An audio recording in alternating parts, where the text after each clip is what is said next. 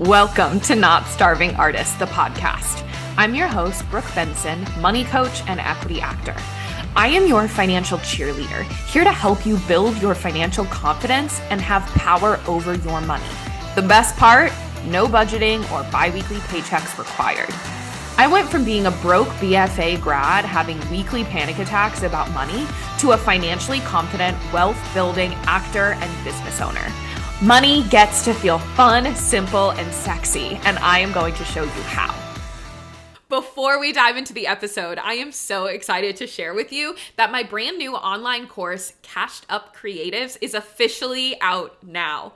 Now, this course is for my artists with neurospicy brains, my bi-weekly paycheck cuties who just don't want a budget, or anyone who wants to get out of that paycheck to paycheck cycle and finally experience financial wellness.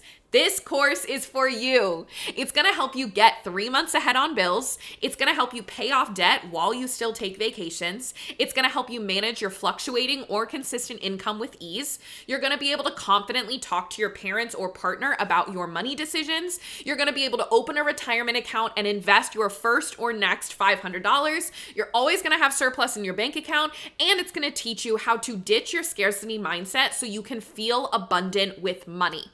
Now, this is a self-study course, meaning that when you make your one-time payment of $247, you have immediate access to the course content for life. And on top of lifetime access, the best part about what I'm sharing with you today is that for the rest of 2025, I am going to be hosting live monthly office hours for anyone who has joined the course. Totally for free, included with the price that you pay for the course itself. I, of course, recommend joining as soon as possible because the earlier you join, the more of those monthly office hours calls that you are going to get to attend. I cannot wait to see you inside and to help you get cashed up. Hi, everyone. What you are about to hear for the next 10 weeks on the podcast is replays of the Instagram live series I did at the beginning of this year called Money Affirmations series.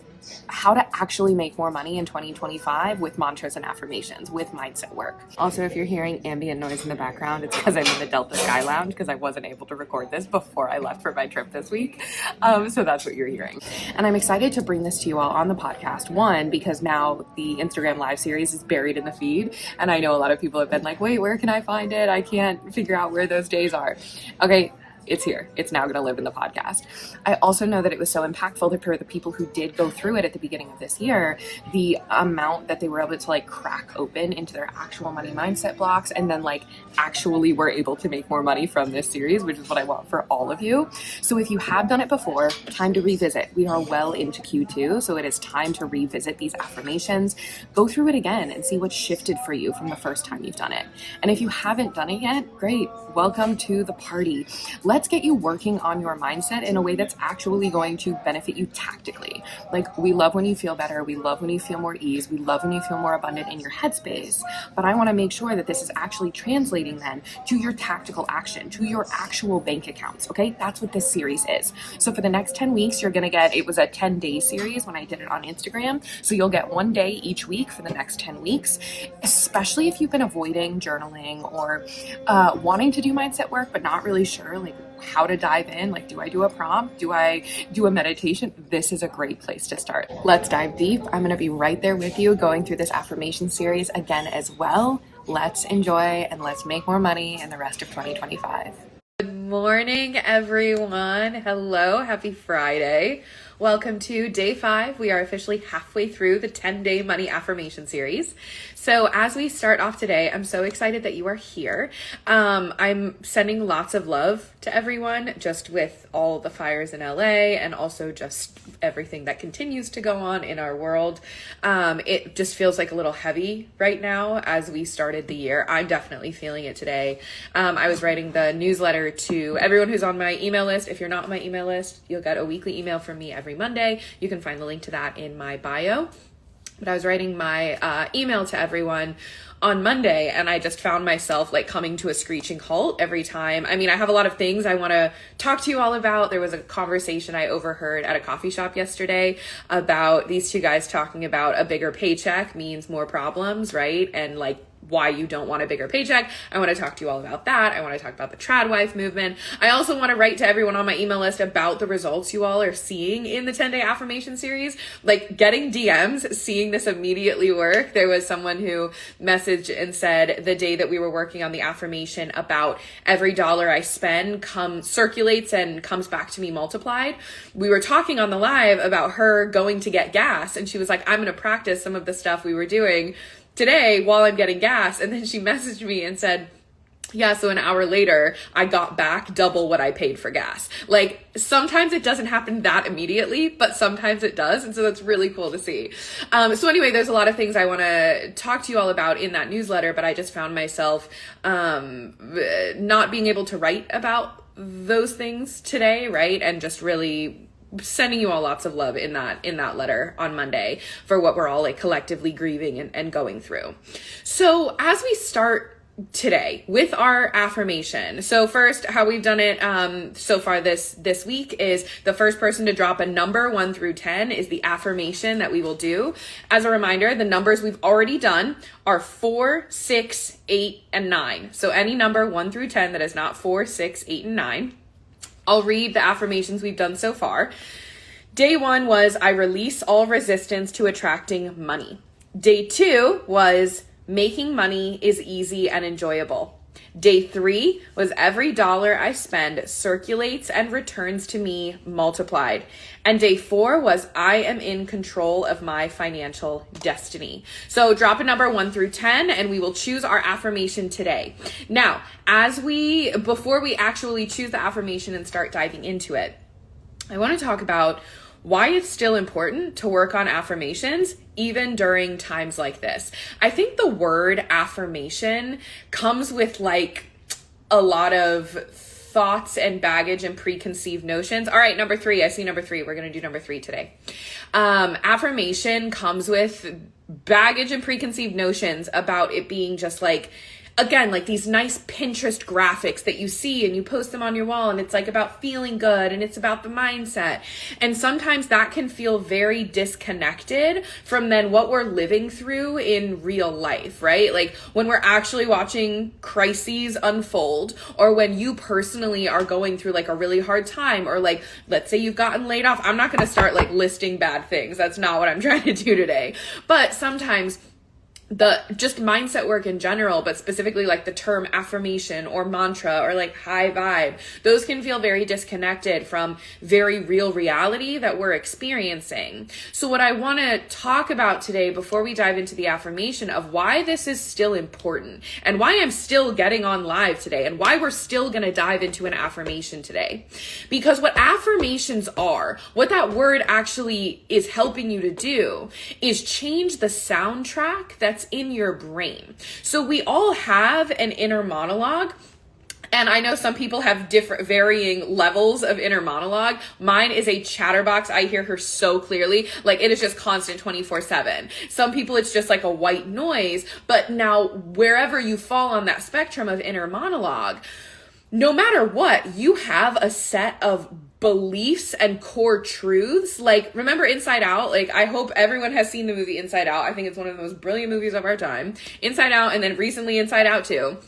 Where she has her core beliefs, right? In those little orbs. And those are the core beliefs that create her personality and create who she is. And when those core beliefs are changed out or something happens to them, all of a sudden her personality, how she acts, how she interacts with the world starts to change. Like Inside Out is real. That is literally what our core beliefs and narratives are doing. So how even in Inside Out with each, like even seeing the parents, their panel of emotions inside of their brain, and how they're all functioning. That's how each of us are with our core beliefs and soundtracks. They don't all look the same. And so what we're doing with affirmations and mantras is you're changing those emotions that are at the control board of your personality and how you interact with the world. So affirmations aren't just floofy things that make us feel good. They literally are at the core of what we believe, which then affects how we interact with the world. So when we're doing these affirmations, what I want you to note is which of these feel true and which of these feel untrue. My goal for you during this 10-day affirmation series is to figure out what is the current soundtrack that is being played in your brain. What are the current thoughts? Like, for example, let's take one of the previous days because we're going to do number 3 today. So let's do day 1, let's do day 2, which was making money is easy and enjoyable. That was our affirmation for day 2. If making money is easy and enjoyable does not feel true to you, what is the statement that does feel true to you? What does your brain pop up and say, nope, it's this about? Like, what is that phrasing? Because that's the narrative, that's the belief that is at the core, right? On that control board in your brain that's having you move differently, that's having you create your, okay, wait, that's so funny. No fire alarm. Lizzie, I'm so glad you said that. So just to update you on the saga, that right there is actually our fire alarm that we had to disconnect from the wires. For those of you who have been here for the past few days, you've heard the beeping of our fire alarm. We changed the battery, we rewired the wiring, we reset it, we did all the things, and it just continues to beep. I actually went insane yesterday and cried about it because I was so infuriated. But anyway, yes, on the soundboard today. Exactly. So she is off of the ceiling. So our super might actually come by hopefully today so that we have safety precautions for if there's a fire. So if the doorbell rings, I will be hopping off of this live to go navigate that. Thumbs up, good omen. So yeah, no beeping today. So anyway, with the soundtrack, I want you to know what is the phrasing that's not actually that is in your brain, right? So if it's not making money is easy and enjoyable, what is it? Is it making money is hard? More money means more problems. When you make more, you have more to lose. Or everyone who hits a certain level of income ends up, with no more work-life balance. Like, there's a million ways that your phrasing could be. But if this feels untrue, what is the one that does feel true? And I want you to write this down. This is an exercise I have all of my clients do. It's called the money rules list. So this is an exercise for you all to do today as well. What I want you to do is I want you to write out a list first of all of the thoughts, beliefs, and truths that you witnessed your parents and also like that are currently going on in your brain and like people in your community growing up that they had. So for example, I mean, it could be anything. So it could be like, buying first class flights is frivolous and unnecessary. We can buy anything as long as it's on sale. When we've had a hard day, we go shopping. Anytime you make more, the tax man comes for you. Like anything, any sort of phrasing, narrative, or belief that you heard your parents say, the people who raised you say, the people in your family, the people in your community say when you were younger, write out a list of those things. So that's the first step. Second step is I want you to highlight the ones that feel true to you still, that you still feel you believe, right? And this is going to take you a minute because some of these core beliefs and truths are going to feel so true for you that it feels like it's an irrefutable fact, right? So for the longest time, I'll use the first class example for me. First class was just something we never did. Like, that is so silly. Why on earth would you spend your money on that? You are traveling from point A to point B. Like, what on earth? So for me, it wasn't until a few years ago and in my brain, I was like, that's so expensive. It's so much money. Like, I could never afford it. And who would waste money on that? There's so many better things to spend money on. And it was a few years ago when I saw an upgrade option on one of my flights for $99 from Denver to North Carolina. And I was like, wait a minute. That is 100% in my availability financially to afford. And also, like, there was just a curiosity where all of a sudden I was hit in the face with like, maybe this thing that I thought was a core truth that everyone around me believed except for the 1%, like maybe I need to assess that belief. And so I flew first class on that flight and I was like, wow, I enjoyed that because a part of it too was I have insane airplane anxiety, like horse tranquilizer me up kind of airplane anxiety. Now I have figured out ways to get myself on airplanes because my lifestyle requires airplane travel. And I've gotten a lot better with my anxiety. I've done not just drugs, but like mindset work, definite like nervous system regulation thing. I've tried so many things when it comes to my airplane anxiety. And one of the things I realized was that having a higher caliber of experience when I am flying actually directly impacts the amount of anxiety that I feel on a plane. So when I flew first class, that was actually the least anxiety I'd ever felt on an airplane because I had a dedicated flight attendant for our section that knew me, that I could make eye contact with. She was right there, so I could like constantly check in. That's something I do. Like I check in to make sure they're not freaking out if I'm freaking out, so I can like calibrate my freak out barometer. But she was there, she was coming to check on me, right? Like there was such a level of calm that was in first class and like non-chaos that really helped my anxiety. And so on that flight, I was like, wait a minute, this core truth that I always thought was like standard for everyone, I'm now having to assess that.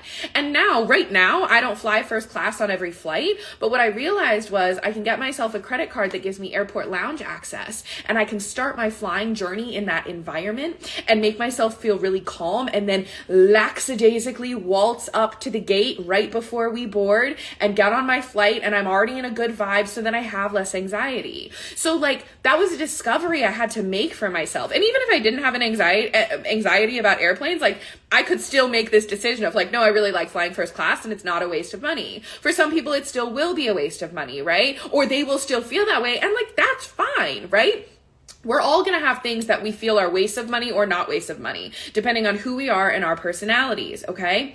So part of this money rules exercise, right? First step, list all of the things you heard your parents, community, people say growing up that you entrenched as beliefs, and then highlight the ones that you currently still feel are true.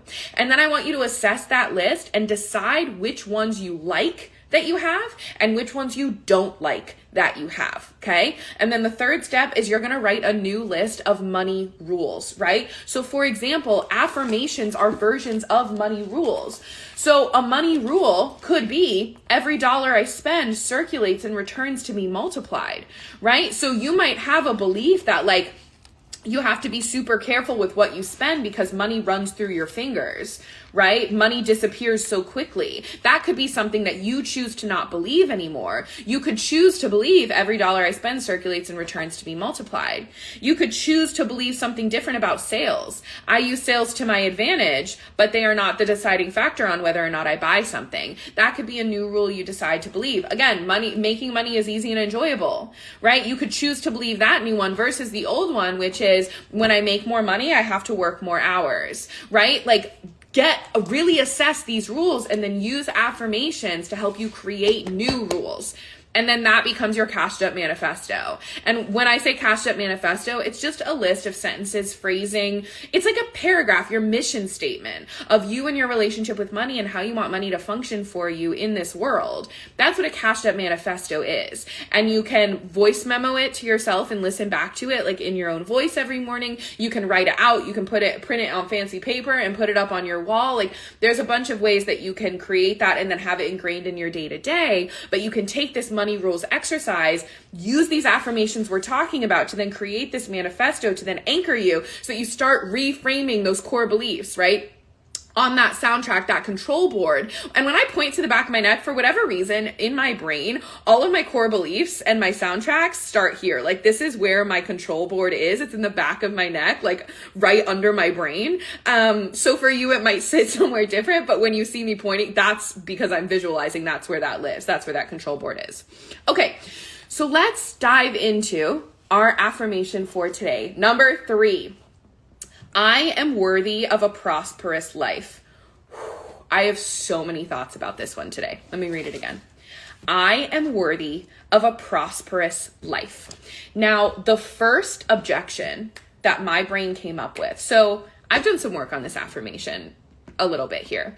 But I think there is an element. Now, okay, so first thing, clock what your brain did and clock what your body did, right? When I read that affirmation, let's see what happened to you first. Now I'm going to share the objection that came to my brain because I've also heard this from a lot of my clients. When we start working together, one of the biggest mindset blocks that most all of my clients have to work through is believing that they are worthy of financial wellness, financial abundance, a prosperous life, making money, receiving money, when there are so many other people out there that aren't. Right? That are struggling. Like, who am I to be the one to make money? And feeling like when I make money, that means other people have less. Okay. That's the first thing that came up for me in my brain when I read that affirmation. So I want to talk about that for a second, because especially with what's happening right now in the world, we're seeing a lot of hurt and a lot of pain. And on some of my client calls recently, we've been having this conversation of like, it feels weird for me to be financially secure right now, right? And even though like I can donate and help, like, it feels like I'm okay and I feel guilty that I'm okay and other people aren't. This is like that survivor's guilt that comes with having financial stability and having financial wellness. So let's talk about this for a second. In America, right, in this capitalistic society, what we've seen a lot of in the news on the big scale is that the people who have a lot of money, the billionaires, right, gained their wealth by paying people less, by shady business practices, by like having more money and other people have less. Like, we have actually seen that dynamic of like, these people have so much money because they caused pain for other people, because they didn't pay living wages, because they evaded taxes, or like not even evaded taxes. Some people did, but just like going by the normal tax laws that are here in this country, right? That favor people in that 1%.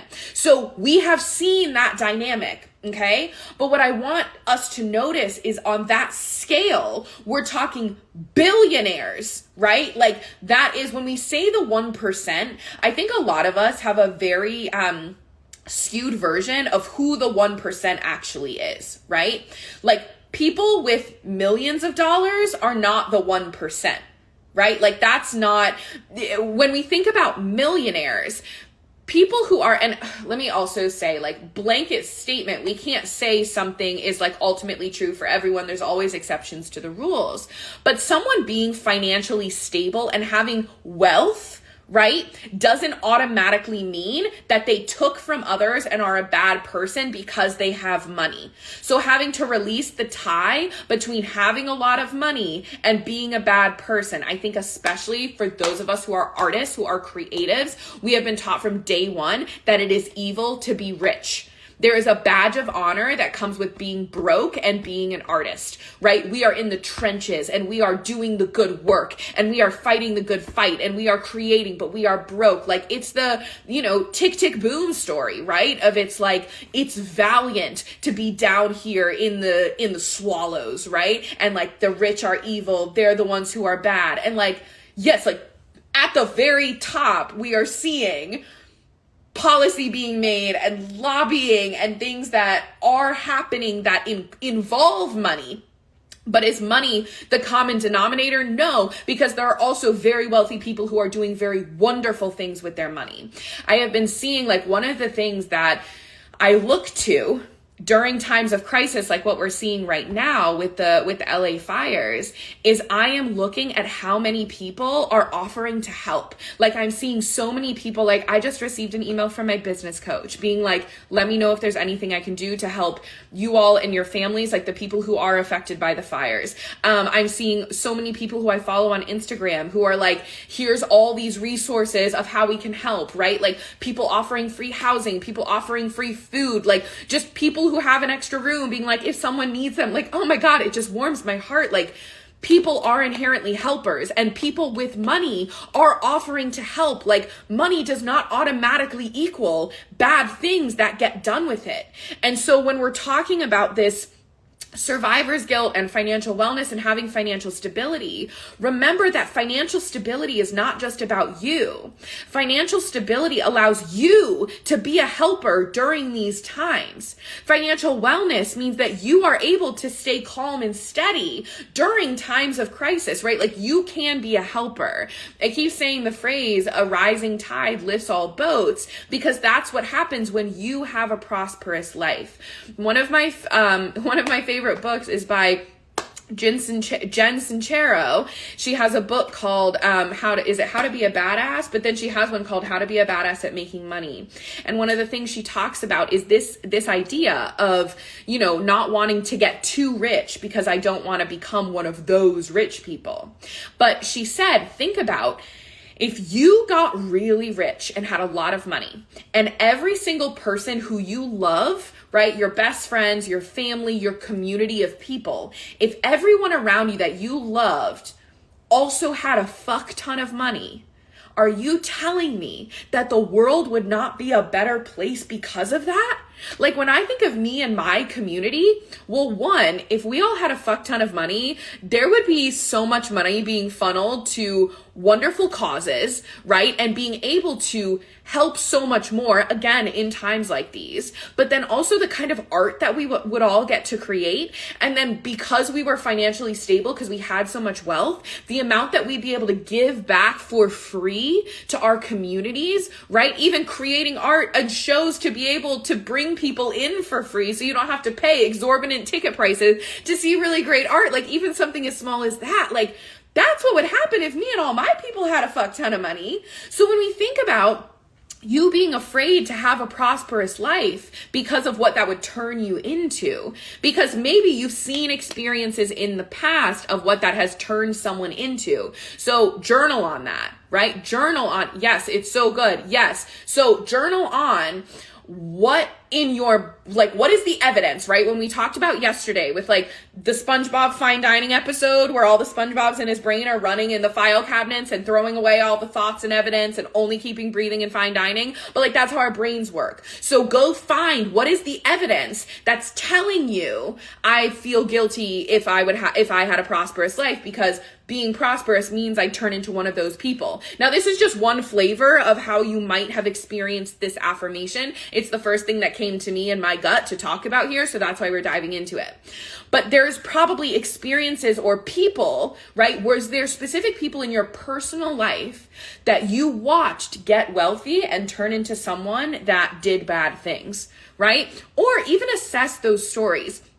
Did someone get wealthy and then turn into someone that you don't recognize anymore, but they're not necessarily a bad person, they're just a different person, but that created this chasm for you where you were like, I don't like that. Money changes people, and I don't want people to change. Like, again, put your ego aside, right? And see what actually came up for you there.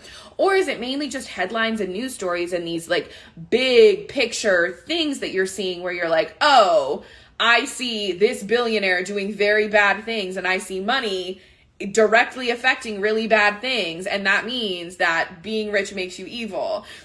Where is the connection? Like actually tie where like the web of your thoughts are taking the evidence and making that statement true. Okay.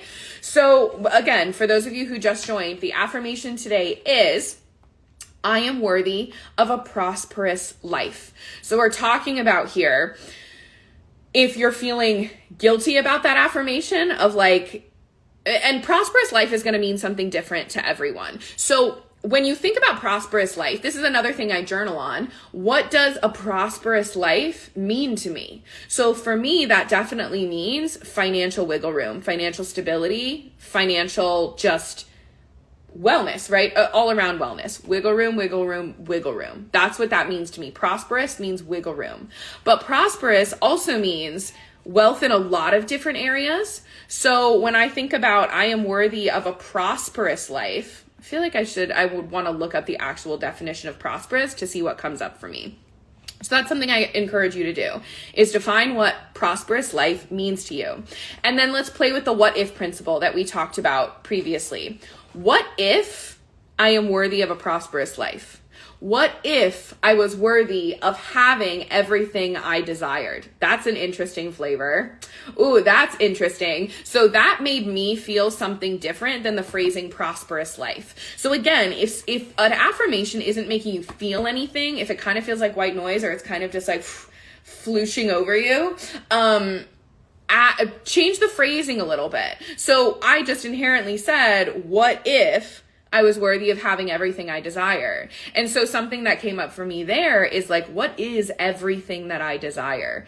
Right? And something that came up is like, if I have everything I desire, then what? Right? That's an interesting question for me to dive into. So that's something that I'm going to journal on. Because again, I'm doing this affirmation series right along with you all. So I've got journaling that I'm doing each day on all of these affirmations, and that's something that I'm going to dive into.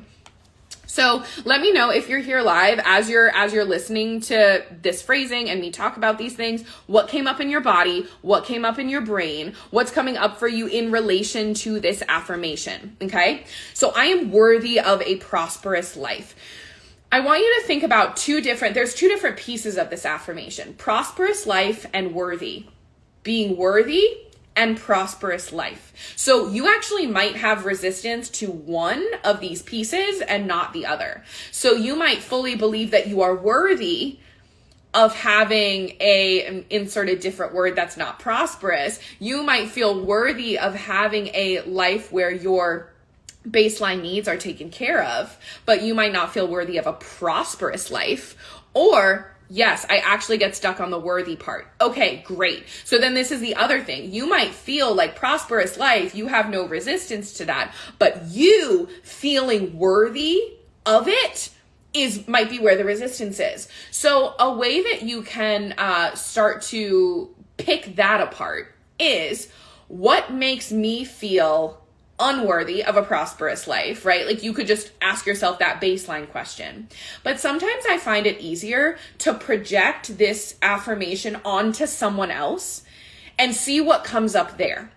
So what I mean by that is asking yourself, what makes someone worthy of a prosperous life? So think of like an acquaintance of yours, and maybe try it on a loved one, try it on an acquaintance, and try it on a complete stranger that you just like passed on the subway who was like chewing their gum really loudly and it was annoying to you, right? I want you to think about what gives someone the worthiness to have a prosperous life. Ask your brain that question, because what happens when we ask our brain specific questions like this is sometimes it like comes to a screeching halt, like it starts to short circuit because it's like, wait, I don't have an answer. And it's like, so what do you mean you don't have an answer? Because you were just real confident telling me that that's not true. But now when I start asking you some specific questions of what actually does make a person worthy, you don't have anything? You don't have anything, right?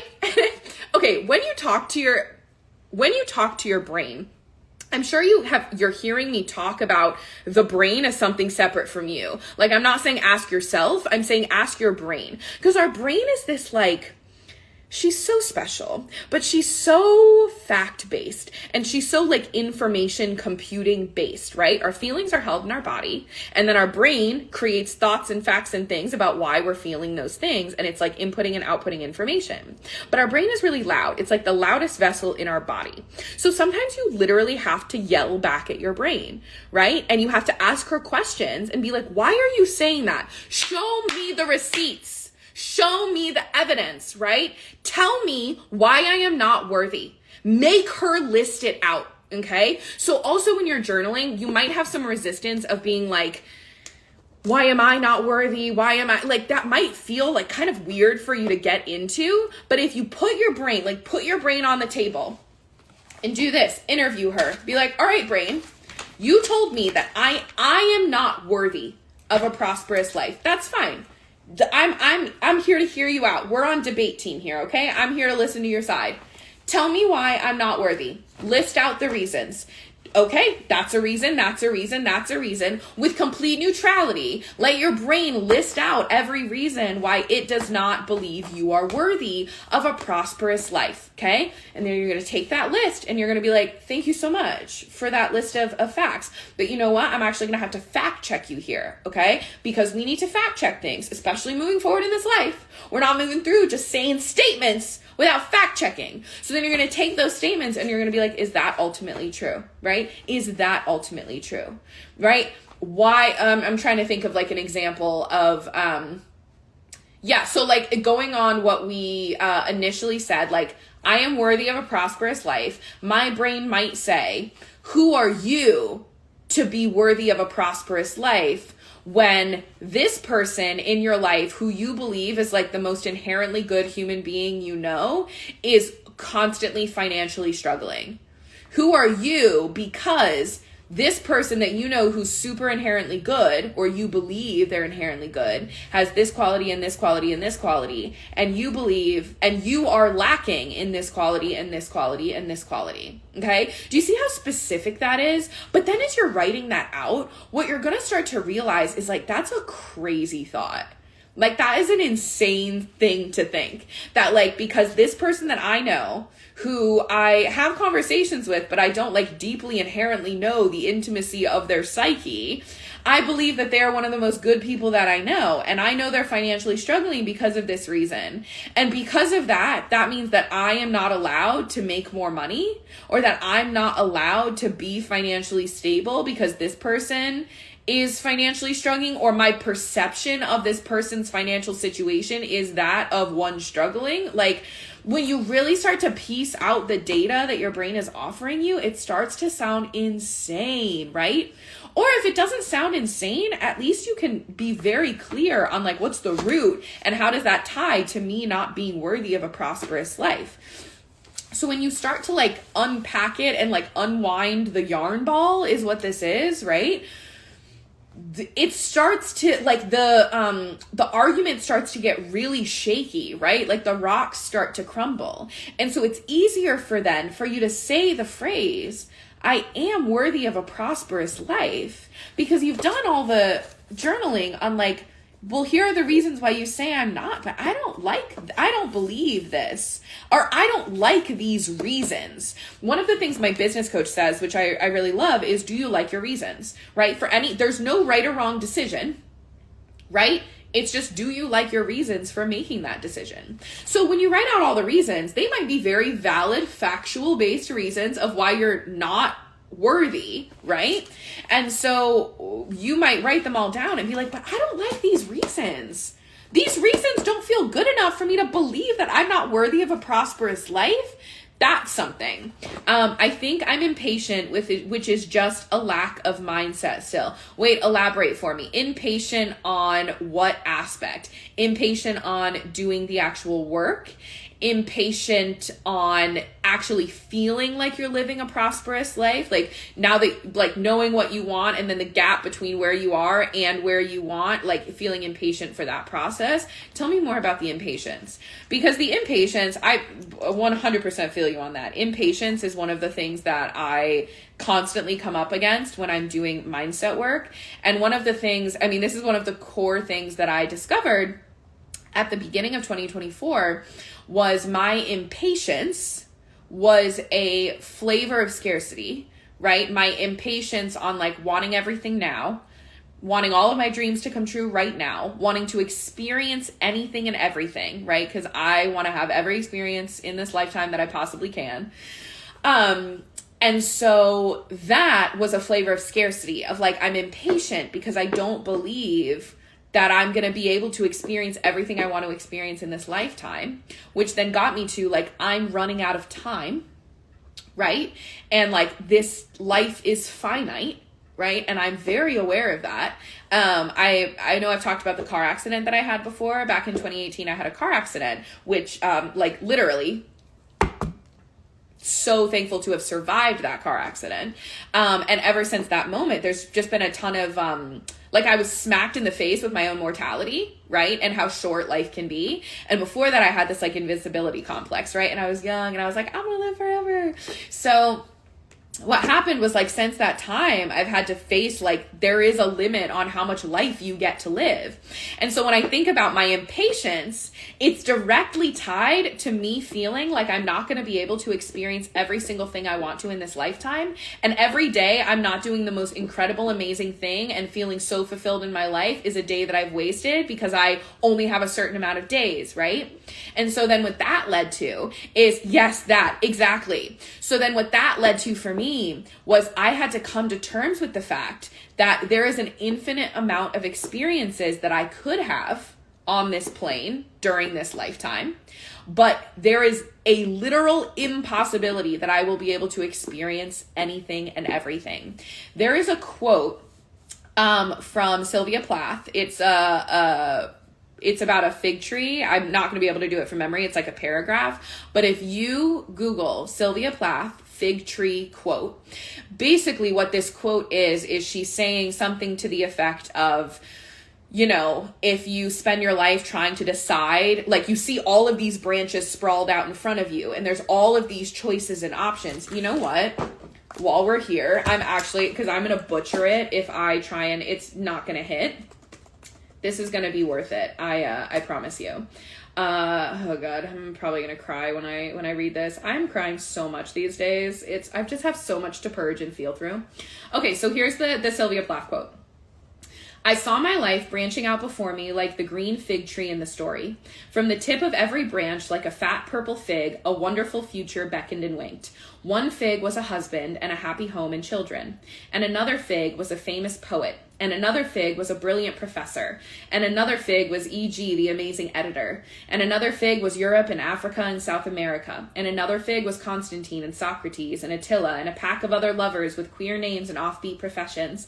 And another fig was an Olympic lady crew champion. And beyond and above these figs were many more figs I couldn't quite make out.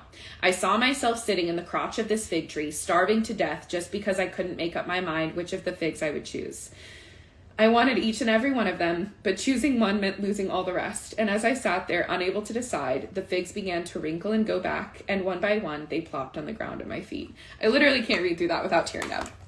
So that quote like hit me at this time that I was really like wrestling with this, and something I've had to now sit with and feel through and do a lot of work on is that that's the reality. I am not going to be able to experience every single thing that this life has to offer in my one lifetime. And there's like a grieving that comes with that. There's a sadness that comes with that. But then there's a freedom with it where it's then me asking myself, what is the thing that I want to experience right now? What is the chapter of life that I want to experience right now? And that helps to dissipate my impatience. Right? Because my impatience was coming from, I have to do anything and everything because I have to experience everything in this lifetime. And when I came to terms with the grief of the reality that I cannot do that, right? My impatience started to dissipate, where it's like, it is okay that I take my time, because as I'm taking my time and if I just focus on filling my days with joy and deciding what is the thing I want to explore right now, deeply right now, then that's where I have to dive in, right? So like there was a chapter where I was like head first in the Margaritaville world, and I like thought I was going to pursue like a full career there. There was a life where I thought I was going to be a cruise director, right? And then I chose to be an acting apprentice instead. And like there was a Florida chapter, and now there's a New York chapter, and there's like so many different chapters that I'm like fully immersing myself in now. But that's where the impatience was coming from for me. But I want everyone to hear that me feeling impatient about having a prosperous life or like getting booked on something or having the kind of financial reality that I wanted like immediately came down to me having to face my own fucking mortality. That's so annoying. But that's like where we have to go in order to dissipate some of these like thoughts that are coming to our brain that are keeping us right in panic mode or in scarcity mode or in whatever thing you're feeling that you feel is holding you back, okay? So let's get back to the affirmation here. To remind everyone, the affirmation is, I am worthy of a prosperous life. We got into a lot of different areas today going into this affirmation. But to remind you all some of the tools, use the what if principle. So ask yourself, what if I was worthy of a prosperous life? Who is that person who is worthy of a prosperous life? Write about her. Write her down. There's someone out there that's worthy of a prosperous life, right? So, this was the other thing I wanted to say. When you're, earlier on, I was saying like project it onto someone else. And what that does is it takes you out of your own brain. Like we're really hard on our own selves, right? But when you think about, like when I think about my sister or my partner or my parents, and I think about they are worthy of a prosperous life. Why are they worthy of a prosperous life? Because I fully believe that each and every one of them is worthy of a prosperous life. There's not a lot of people in this world that I don't believe is worthy of a prosperous life, right? Why is that? So when I think about like, why is my mom worthy of a prosperous life? And I'm gonna write down all the incredible things about my mother. But when I'm gonna tell you right now, when I get down to it, it's because she's a loving human being with a great heart. Right? Do I believe I'm a loving human being with a great heart? Yeah. Do I believe if my mom had like quadruple the amount of money that she has right now, do I believe that she would do incredible things with that money? 1,000%. If I had quadruple the amount of money that I had right now, would I do way more incredible things with it? Of course I would. So I'm worthy of a prosperous life, right? And prosperity doesn't just have to mean financial prosperity, right? But money is the key to so many different areas of life, of being able to be prosperous in a lot of different areas of life, because money gives you time, freedom, and opportunity, right? So that's why we're always defaulting back to money. So play with that. I am worthy of a prosperous life. That's a good one for us to end on today. I'm sending you all so much love. We will be back here. I haven't decided. I'm going to do one this weekend. By the way, before we hop off, I pulled some cards this morning. One of the ones that I pulled was the Empress, and her whole shtick is abundance and enjoying the lavishness of life and enjoying the spoils of what this earth has to offer. Abundance, abundance, abundance. That's what the Empress is. She's also about like communing with nature and like seeing abundance outside of just like financial abundance. So I just want you all to know that like this is the energy we were playing with today, is a very abundant energy, a very prosperous and like calm energy. The Empress has like a very motherly, nurturing energy as well. So it's this calm receptivity of like, I am prosperous and I get to enjoy the spoils exactly where I am right now. And I know more is coming, right? You are worthy of a prosperous life. So this weekend, I will do a live on either Saturday or Sunday. I haven't decided. We'll see how I'm feeling Saturday or Sunday, but we will do a live on one of those days at around 9 or 10 a.m. So I'll post that on my stories when I make that decision. But then next week, we'll be back, regular schedule, Monday, Tuesday, Wednesday, and Thursday, I believe. 5, 6, 7, 8, 9, Monday, Tuesday, Wednesday. I can't remember, but we're doing the full 10 days, and then they will be at like 9 or 10 a.m. during next week as well. If you haven't caught up on the first 4 days of the series, go listen to them. They are up on the profile, so you can go listen to those recordings. Again, I am sending you all so much love as we continue to move through this week, and I will talk to you this weekend. Bye, y'all. Thanks so much for tuning in. Come join me on Instagram for more on how to build a simple, sexy relationship with your money. My Instagram handle is @NotStarvingArtists. And if you want to dive deeper with me, head to the show notes to learn more about one-on-one coaching. If you love this episode, subscribe, leave a review, and share it with a friend that you want to get rich with.